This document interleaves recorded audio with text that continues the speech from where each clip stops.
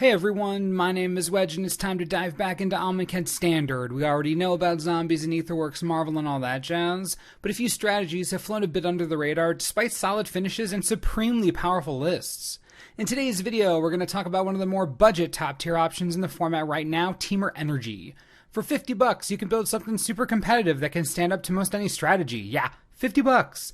To prove to you that we're on the up and up, we'll be using TCG player pricing throughout the video, and if you end up liking the deck as much as I do, you can click the first link in the description for the entire list and super cheap cards. Alright, ready for some tier 1 budget goodness? Let's do this thing.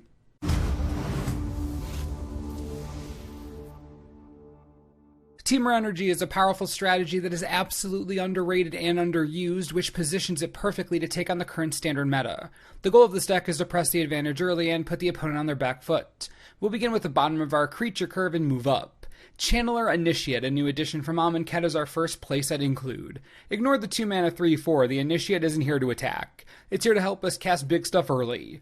Coming in as a 0/1 is obviously not ideal, but we get to color fix, and assuming the Initiate does stay alive long enough for us to ramp 3 times, we do get a pretty cheap 3/4 out of the deal. But again, its primary purpose is to ramp us early. You're always going to put those -1/-1 counters on the Initiate.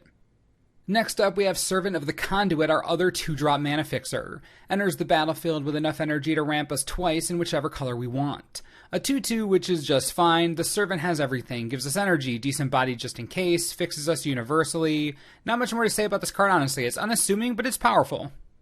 We love energy, so it should be no surprise that Rogue Refiner is our next creature playset. 3 mana for a 3/2 is alright, but that enter the battlefield ability is straight up fantastic. 2 energy and we get to draw a card. In a deck that's going to focus on dropping powerful threats as early as possible, more cards never hurt. Another solid, unassuming uncommon that will lead us to victory. You'll see why in a bit. We're going to add to our uncommon parade with Whirler Virtuoso. This is an energy deck after all, and we need something to do with all of our energy. The Virtuoso is one of our energy sinks, creating 1/1 flyers with the energy we just naturally get from our other creatures. I'll take it. These Thopters are a great way to break board stalls in the air, make for amazing chump blockers, and are relatively easy to get onto the battlefield. You see a pattern now, right? We're all about Kaladesh blocking commons. Creating energy, creating more energy, using energy. It's pretty straightforward so far. Time to get to the good stuff, though. Easily one of the best cards in the entire deck, Bristling Hydra is a clear playset. This thing is just bonkers. With control finally finding its place in standard, this bristling beast is perfectly positioned for greatness once again. Entering the battlefield with enough energy to give itself hexproof for a turn, the Hydra is a true nightmare for any deck that relies on any type of targeted removal. Even Sweltering Suns isn't going to be able to kill this thing most of the time. The Hydra is impossibly difficult to get rid of once it hits the battlefield, and if by some miracle you have excess energy, which you will, being able to activate it multiple times is devastating. There are entire strategies that simply fall to Bristling Hydra. Fantastic card, you need it for this deck, I can't talk it up enough, it's flawlessly wonderful. Glorybringer is on the same level as Bristling Hydra, staple status, and while it doesn't provide or use energy, it doesn't matter. Glorybringer is supremely difficult to deal with the turn it comes down, dodges Fatal Push, and is basically a removal spell on a stick that also hits your opponent in the air for 4. Glory has everything you want in a powerful game-changing dragon, and the best part? Look at that price. Its time above $10 was short-lived. We're back down to the real world, and this dragon is more affordable than ever. Glorybringer is a powerful part of this deck, a must-have for sure. It kills so many things. The last creature in the deck, and the creature that really brings the entire strategy together, is Elder Deep Fiend. A relatively recent addition to the deck, this Eldrazi Octopus is hilarious here. Sure, it has nothing to do with energy, but ask me how much I care when I play this turn 4 after emerging from a Rogue Refiner, or using my ramp creatures to emerge from. A 5/6 that comes down and taps 4 permanents at instant speed, that's going to tip most games in your favor, in case that wasn't obvious. Think about it this way. Turn 3 Rogue Refiner, get your energy in a card. Turn 4 Deep Fiend by emerging the Refiner. Turn 5 Glorybringer. Now those are 3 terrifying turns for any opponent. Your deck is designed to mass energy and get the Deep Fiend out super early. Your Initiate, Conduit, and Refiner all accomplish this goal without a problem. Even Whirler Virtuoso can create a Thopter before heading to the Blind Eternities. You have 16 available creatures to emerge by turn 4. Yes, this is real life now. As far as spells are concerned, remember, we are trying to get these big creatures out as soon as possible, and Attune with Ether is one of the best ways to guarantee that happens. Helps us with fixing, gives us some energy, and while it doesn't technically ramp, it does give us assurances that we'll have mana to work with. Another solid playset, plays right into what we're trying to do. And any standard red deck wouldn't be complete without some solid removal, and Harnessed Lightning fits the bill just fine. Adds some more energy for us to use whenever we need. We get to drop our excess energy on something huge. Being able to do that's a nice backup plan, and it's simply just good. 2 mana, instant speed, 3 damage. It's the standard and it works just fine for us. Same with Magma Spray. Until there are literally 0 copies of Scrap Heap Scrounger on the planet, I will keep putting Magma Spray into every red deck I can fit it into, and with the emergence of zombies, this thing is better than ever. Magma Spray is staple status right now, you need it.